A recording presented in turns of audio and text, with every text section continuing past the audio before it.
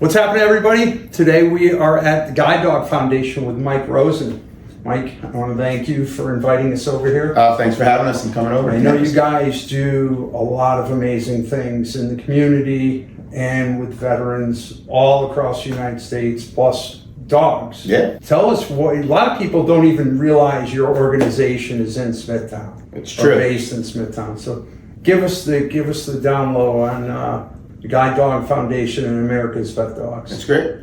First, thanks for coming to our campus. And you're right, a lot of people who live in Smithtown don't know we're here, and certainly don't know we have 12 plus acre campus here. So the Guide Dog Foundation for the Blind was established in 1946, providing guide dogs to individuals who are blind and have no vision, free of charge.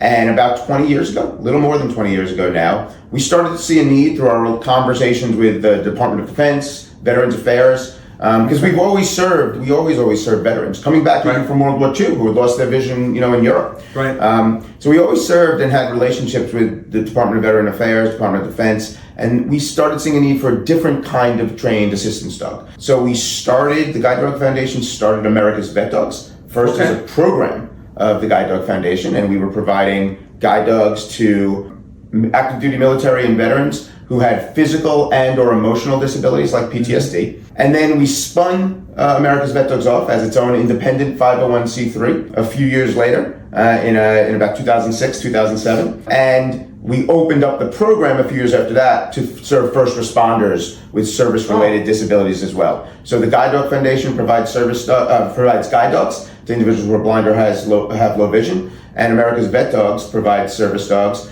to individuals, veterans, first responders, active duty military with physical disabilities, emotional disabilities, both. It's all completely free of charge. Wow, so there's so many questions right there.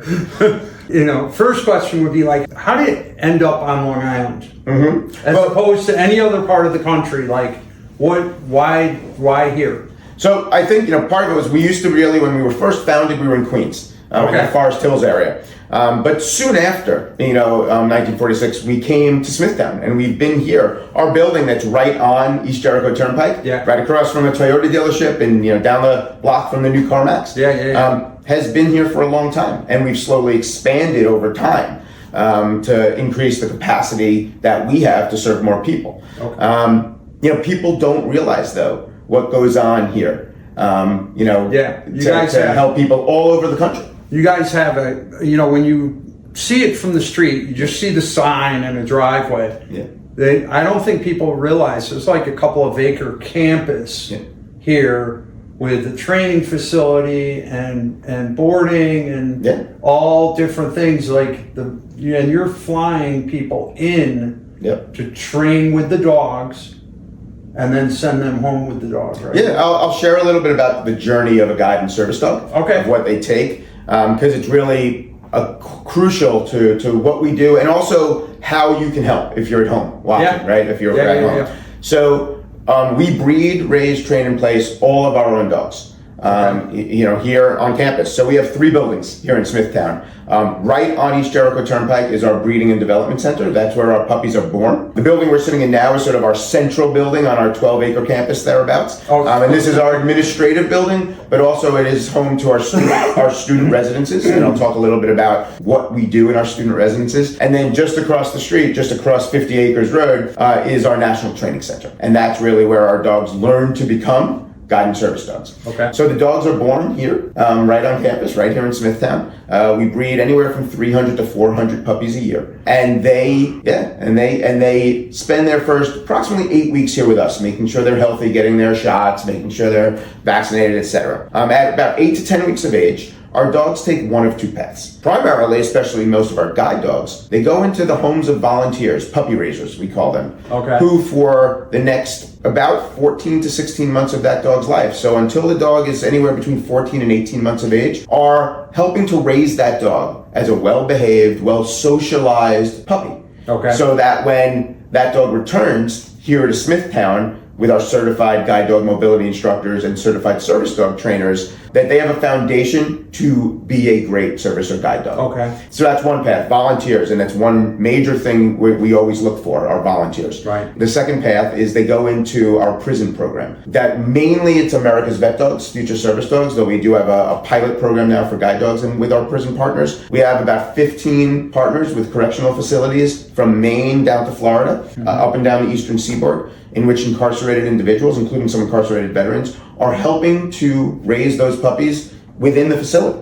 And they're helping to train those puppies with the support of expert field advisors we have in that area. And then on the weekends, we have volunteer puppy raisers who come give the dog a weekend furlough. And the responsibility of the weekend puppy raisers around those facilities is to help expose the dog to other experiences outside of the walls of the correctional facility. Take them to restaurants, take them to a restaurant, take them to the mall, be around family and kids, etc. Again, it's all about exposing that puppy to the sights, the sounds, and the smells that their future handler may eventually experience wherever they may come to.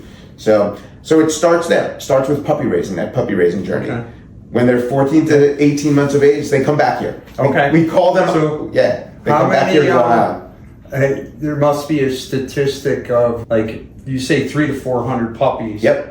But there's got to be a small statistic of flunkies. So we like to say no dog fails. No dog fails, but there certainly are dogs that need to have a career change, as we say, who aren't meant to be a service or guide dog or a facility dog, and which is providing assistance. Part of a bad foster parent? No, it's not. Sometimes there are medical issues. We have to remember these are living beings, right? They're dogs. So sometimes there might be medical issues. Sometimes there might be a temperament issue, right? A temperament issue. But about a little around 50% of the dogs that we breed here will ultimately make it as a working dog. Wow. So it's actually a big success. Yeah, it's a tremendous success. The volunteer puppy raiser gets first dibs if the dog is going to be released for medical reasons or temperamental reasons. So they have the ability to adopt that dog if they so wish to make it, and that career then becomes a family pet. Right. And they will be, I will tell you, the best trained family pet you can ever have. Right.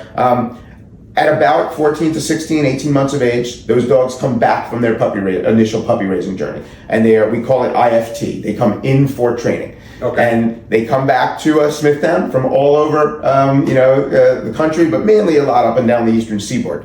And they come back here from their volunteer puppy raiser homes or from our prison program. And they begin a 3 to 4 month journey with our expert trainers to really begin their formal advanced training as a service or guide dog. During that period, we start looking at our applicant pool of guide dog candidates and service dog candidates, folks who have applied with us to have a service dog. We look at the physical and or emotional needs of that person, but we also look at the lifestyle of that person, the age of that person, how fast they walk. Are they somebody who is very active? They'll need an active dog, or is it somebody who is a little more chill and they need a calmer dog? Are they big or are they small? We look at all of those factors. We like to say that we're better at matching than eHarmony is. Because once we get those dogs in for training, that rate of success goes to 80+%. And once we match, we like to think that we're around 99% success rate. We really want to make sure, we're in the business of decreasing the burden on the people we're helping to serve, right? Decreasing their burdens. So the last thing we want is for that dog to become a burden, whether that be, and you asked about why a dog might get released. One might be allergies, right? A dog with allergies might be fine for a pet, might be good for a facility dog program. So we also have a facility dog program where instead of providing one-on-one service, to an individual, it's providing assisted animal therapy in a group setting. So we have facility dogs we have 6 dogs at Walter Reed National Military Medical Center. We have a service dog at the Pentagon with J3 Operations of the Joint Chiefs of Staff. We have facility dogs at Viscardi Center, here on Long Island, at CP of Nassau, who are helping to provide adults and children with assisted animal therapy to help in their journey of life as well. Right. Yeah, no, I was just when that goes through my head, I know my dogs get away with murder, so I would not be a good foster parent. Yeah, and our volunteer puppy raisers do have to follow a curriculum, right? They do get to follow a curriculum, but they also are joining a community of other puppy raisers, so they get to commiserate and learn from others who are going through a similar experience. Okay. You know, one thing we hear all the time is our puppy raisers hear it all the time too, is how do you do it? How do you spend 14 or 18 months of your life raising a puppy and then you have to give it back? Right. And there are really two answers we hear consistently. One is, you know you're doing it to change someone's life. And in some cases, especially with some of our veterans we serve or first responders with PTSD, you could be saving someone's life. Right. So that's one. You know, you really are doing something that is an incredibly selfless act. Right. To help someone else. The second is that often, and it's many of our puppy raisers do this, you'll bring the dog back when it's 14 to 16 months to begin its formal training. You maybe you'll take a week off and we'll hand you another puppy. And you get to start all over again. And you get to start all over again. Okay. You know, we have some folks, since we've been here for so long now in Smithtown, we have folks, you know, on Long Island, right here in Smithtown, who have raised 20 dogs for us. Wow. And think about that, it's a year plus commitment. Yeah, so they've been with us, you know, since the late 80s, early 90s, helping us raise puppies and changing lives. That's crazy, yeah, when you think about it that way. So your people come to the facility also, right? Yep. So you have... Yeah, so we have student residents. So once the journey has begun and we've matched that dog with their future handler, it's the greatest phone call probably our admissions teams gets to have is, we found the right dog for you. And we'd like to invite you from wherever you are in the country to Smithtown, and we'll fly them in. We'll fly them into JFK or LaGuardia or Iceland on our dime. We fly them in, and they live with us here on campus for 2 weeks. We have student residences that we renovated last April. Did about a $500,000 renovation of the residences. Everybody gets a private room with a private bath. Another Long Island-based company called Bedgear donated all the bedding and pillows and sheets and blankets to us. And they live with us for 2 weeks and begin to work. And generally it's on day 2 after they get here, that's dog day. And that is the day, usually it's early afternoon, they get to meet their dog for the first time. And they're in their rooms and our trainers bring the dog in. And you begin to see, and it's a real honor to be able to be part of that moment. Right. You begin to see someone realize that their life is going to change and it's going to be okay.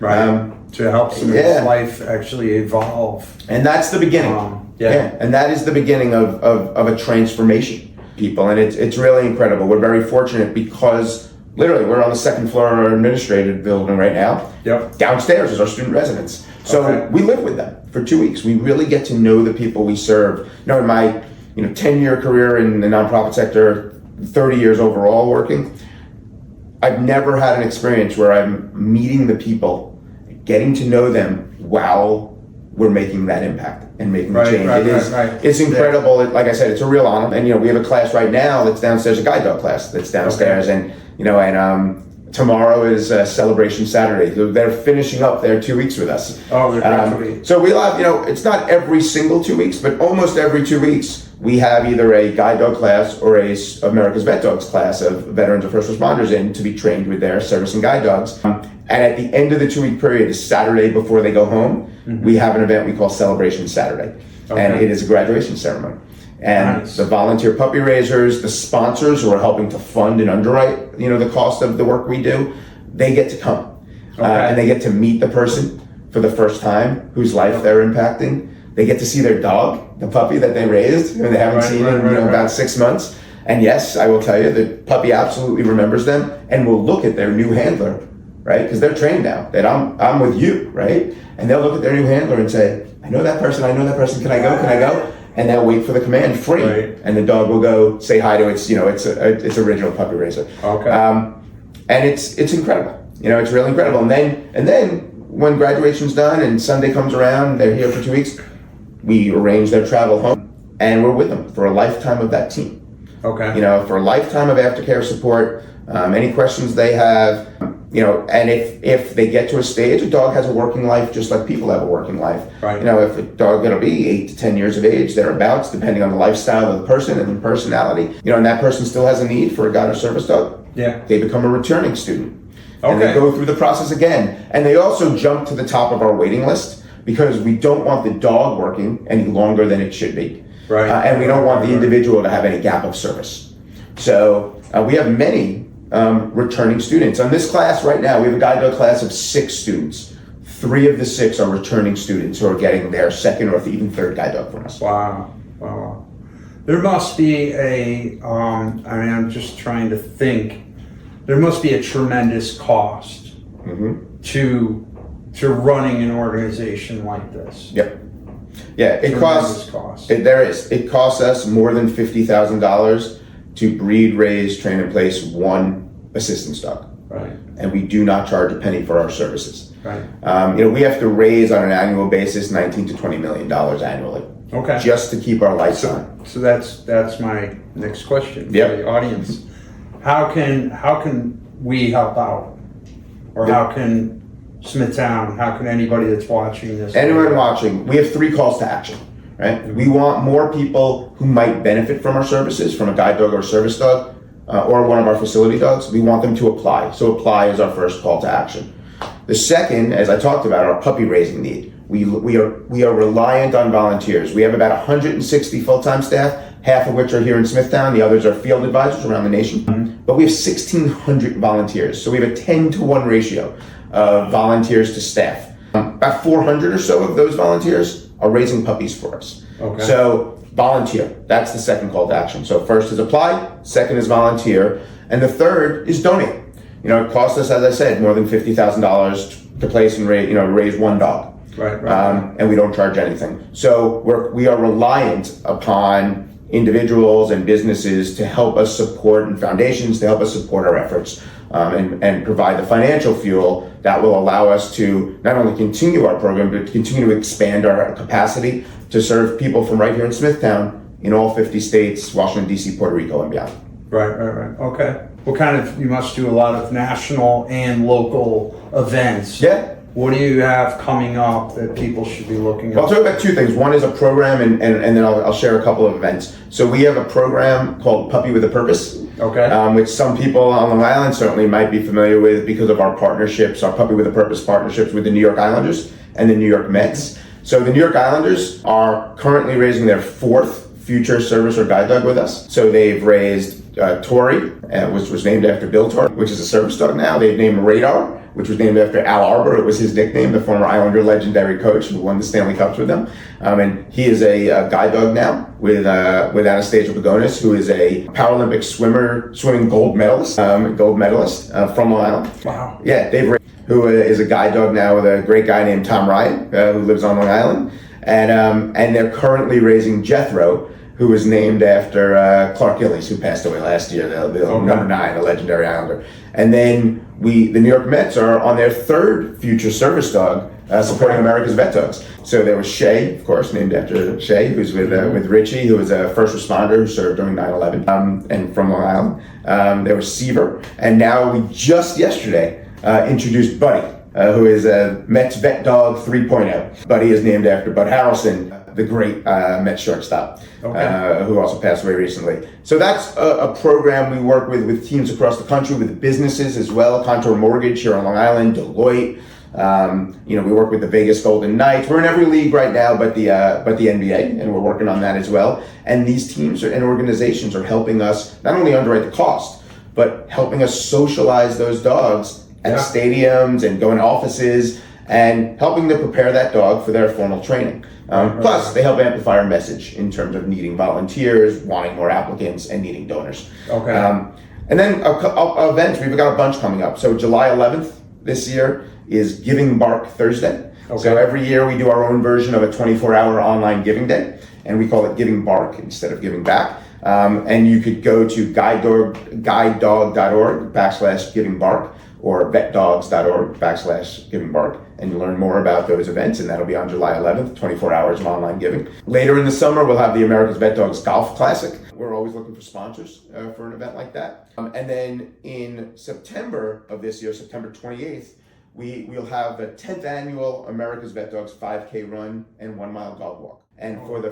first time, we've joined the Suffolk County Veterans Run Series. So it's a series of runs, 5Ks and other runs, all of which are supporting veterans and are put on by organizations like ours that support veterans. As part of joining the Suffolk County Veterans Run Series, and we're thrilled to be able to do this, we're bringing our run to Smithtown, to our hometown.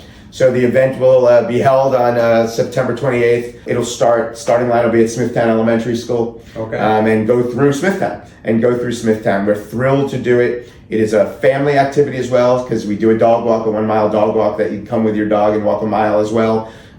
For that, you can visit vetdogs.org/run and learn all you want, register for the event, etc. We've got cool shirts for everybody. If you register early enough, you get a nice t-shirt. And it's a way for us to we're thrilled to bring it back to Smithtown, to our hometown. Yeah. We've been in Nassau County for a little bit with it, but this is our home. And the ripple effects that this community allows us to have all over the country doesn't go unnoticed by us. The volunteers we have right from our hometown, bringing this event, the America's Vet Dogs Run, to our hometown. We're doing it, and we're here. We're right here. There's a lot of exciting things about to happen here.